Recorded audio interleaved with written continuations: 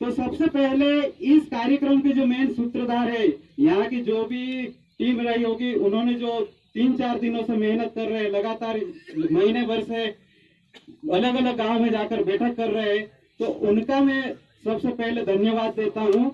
और इसके अलावा यहाँ पर जितने भी लोग बैठे हुए हैं, उनको मैं बहुत बहुत बधाई देता हूं कि आप लोग एक इतिहास रचने जा रहे हैं। क्योंकि मैं जानता हूं कि यहाँ पर जो मथुआड़ क्षेत्र है, यहाँ पर बहुत बड़ा क्षेत्र है और बहुत सारे लोग हैं। अगर सभी लोग आ जाए तो यहाँ पर बैठने के लिए जगह नहीं बचेगी। लेकिन यहाँ पर केवल वो लोग आए हैं जिनको अपने समाज की चिंता है और हमारे जो बाल बच्चे हैं, आने वाली पीढ़ी है, उनकी चिंता है। वही लोग यहाँ पर बैठे हुए हैं सुबह से लेकर अभी तक। तो उनको सबसे पहले मैं नमन करता हूँ, बधाई देता हूँ। तो मैं बात शुरू करता हूँ। जहां तक D3 की बात है, दहेज, डीजा और दारू, तो इस क्षेत्र के अंदर मथुआड़ से लेकर इन क्षेत्रों के अंदर में जहां तक अगर मैं अलीराजपुर या इससे आगे के क्षेत्रों की तुलना करूंगा तो यहाँ पर कोई बड़ी समस्या नहीं है ये वाली चीजें।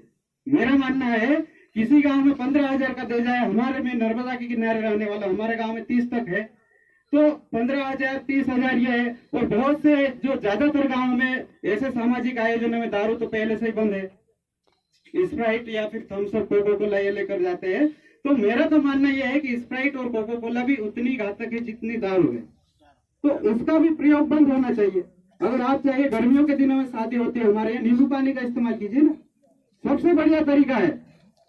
और दूसरी चीज ये है कि दहेज कम है, लेकिन हमारे साथ यहाँ पर एक और बीमारी जुड़ी हुई है, वो है जब कोई लड़का लड़की भाग जाती है तो उसका जो गुना, दहेज तो हमारे भले 15,000 30,000 है, लेकिन जो गुना होता है वो इससे 3 4 5 गुना ज्यादा ले लिया जाता है।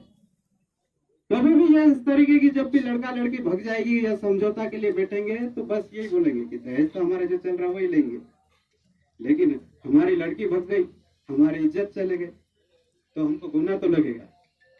तो उस टाइम पे 1 लाख 1.5 लाख 2 लाख इस तरीके का गुना ले लिया जाता है। तो उसके ऊपर सबसे ज्यादा बात करने की आवश्यकता है इस क्षेत्र को, क्योंकि जहां तक अभी जो हमारा जो दहेज है उसको 15-30 इसको यहीं पर रोकना है, ये तो रोकना ही है। लेकिन साथ साथ में वो जो चीज है, एक नई बीमारी पैदा करी है हम लोगों ने, उसको किस तरीके से रोकना चाहिए उसके ऊपर विचार करना चाहिए। जहां तक देखा मैंने कि इस बात को यहाँ पर मंच से कोई नहीं उठा पा रहा है, तो उसको ऊपर आप सब लोग विचार कीजिए कि उसको किस तरीके से रहना है। दुनिया भर के बहाने बनाएंगे, गाला है, ठीक है, बड़ी बहन ऐसी है, या फिर कभी इन्होंने लेके भाग गए, दुनिया भर की चीजें, हमारी इज्जत चले गई समाज के अंदर, इस तरीके की चीजें। तो उसके बदले तुम लोग 1.5 लाख 2 लाख जितना मन मर्जी का अगर गुना ले लोगे तो उससे तुम्हारी कौन सी इज्जत बच रही है भाई? अपनी बेटी का घर बार खत्म करके आप कौन सी इज्जत को बचाना चाह रहे हो, उसके ऊपर विचार करने की आवश्यकता है। यहाँ पर हमारे जो बड़े बड़े डाले बाप दादाओं ने, हमारे पुरखों ने एक बहुत ही अच्छी व्यवस्था तैयार की थी यहाँ पर, कि जब भी कोई इस तरह की घटना हो जाती थी या छोटा मोटा विवाद हो जाता था, आपस में बैठकर जैसा नीति अनुसार लगता था, दोनों पक्ष को किसी तरीके का नुकसान नहीं हो, इंसानियत और मानवता के हिसाब से उसका जो निपटारा है वो करते थे। लेकिन आजकल क्या हुआ है कि वो परंपरा भी बदल गई है। मैं बहुत सारी कड़वी बात भी बोलूंगा, ठीक है, वो किसी को व्यक्तिगत लेने की आवश्यकता नहीं है, मैं पूरे अलीराजपुर जिले के पूरे समाज की बात कर रहा हूँ यहाँ पर। तो उसमें भी क्या है, पहले के जो डाले थे वो नीति के अनुसार काम करते थे, और आजकल क्या है, जैसे कोर्ट में जाते हैं ना अपन, किसी भी तरीके के जब भी कोई वारदात हो जाती है या कोई केस फंस जाता है, तो सामने वाले वकील वो अपराधी है या न्याय के अनुसार सही है या नहीं देखेगा, उसका काम क्या है कि वो फीस लेकर केस लड़ना, उसका धर्म है वो। तो हमारे जो आजकल जो जितने भी हमारे समाज के कुछ लोग हैं, उन लोगों ने भी वो पद्धति अपना ली। वो लोग भी भले कानूनी पढ़ाई करी न करी, काला कोट पहना नहीं करा, लेकिन वकालत शुरू कर दी, वकालत शुरू कर दी। उनको कोई सही गलत क्या है उससे कोई लेना देना नहीं उनको तो भाई देखो, जिसके पक्ष से ज्यादा पैसा आएगा उनकी जेब में, उनकी भाषा बोलेंगे। होता है कि नहीं होता है? आप लोग हम सबने अनुभव किया होगा। तो इस चीज के ऊपर भी नियंत्रण करने की कोशिश करना चाहेंगे। माननीय मंत्री महोदय, यहाँ पर कुछ लोगों को तो ऐसे भी लोगों को जानता हूं मैं, कि जब किसी की लड़की भाग जाती है तो उसकी तलाश करने के लिए 20,000 30,000 का कमीशन ले लेते हैं। मजाक नहीं कर रहा हूँ मैं, ये सब मेरे दिमाग में है ये चीजें और मेरे नॉलेज में भी है। हालांकि सार्वजनिक रूप से मैं किसी का आइडेंटिटी उजागर नहीं करूंगा, लेकिन वो लोग क्या करते हैं कि इल्लीगली रूप से किसी भी साइबर टीम से कांटेक्ट करके उसकी ट्रैकिंग करवाते हैं, वहां पर जाकर लड़का लड़की को पकड़ते हैं, लड़की के माता पिता से तो कमीशन लिया ही लिया, उसके बाद क्या करेंगे वो लोग लड़के के माता पिता से ऊपर दबाव डालकर गुना वसूली करेंगे और अपना कमीशन वसूलेंगे। तो इस तरीके की चीजें हो रही है, तो उसके ऊपर विचार करने की आवश्यकता है उनको। और उसके बाद हर किसी ने कहा है कि यहाँ के बच्चे पढ़ते लिखते नहीं है, कम उम्र में शादी करते हैं, और क्या है कि उनके अंदर संस्कारों की कमी है। तो उसके पीछे जो इतनी जो चीजें बिगड़ने के पीछे मेरे हिसाब से तो दो ही चीजें है भाई। पहला तो है डीजे और दूसरा है मोबाइल। और अभी जैसे हम लोगों ने ये बहुत अच्छी सार्थक पहल है इन क्षेत्रों में, पहले से ही हो गया था कि शादियों में 1-2 डीजे ही आ रहे थे, जो ज्यादा थे वो बंद करवा दिए गए।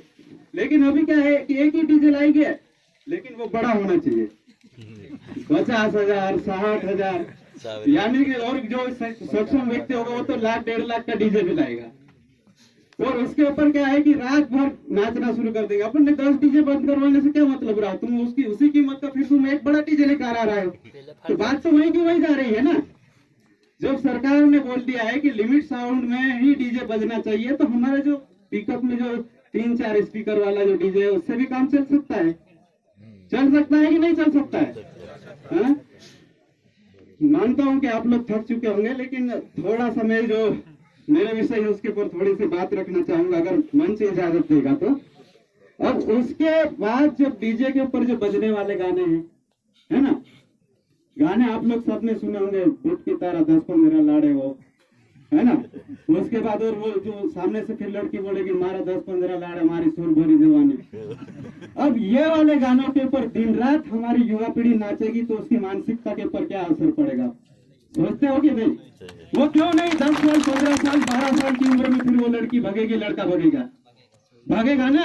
उनके दिमाग में तो 24 घंटे वही चीज चल रही है? हम लोग खुद ही इसके लिए जिम्मेदार है, हम लोग प्रॉपर तरीके से उस चीज को नहीं देख पा रहे हैं।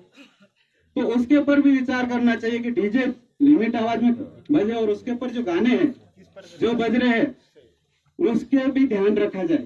दिन रात वो अगर वही चीज सुनेगा, वो मोबाइल में भी वही देखेगा, व्हाट्सएप पे भी वही डालेगा, स्टोरी में भी वही डालेगा, तो उसके तो जो मानसिकता है वो तो 24 घंटे उसी के ऊपर लगी रहेगी ना भाई, है? तो उसके बाद वो कहाँ से स्कूल में जाकर पढ़ेगा, कहाँ वो अपना भविष्य बनाएगा? 12 साल 15 साल 16 साल की उम्र में लड़की की शादी कर लेगी, वो प्रॉपर तरीके से माँ भी नहीं बन पाएगी, कुपोषण की शिकार हो जाएगी, दुनिया भर की बीमारी पालकर घूमेगी। तो ये सारी चीजों के ऊपर विचार करने की आवश्यकता है। और समय ज्यादा हो रहा है, इसलिए मैं अपनी वाणी को विराम देता हूँ।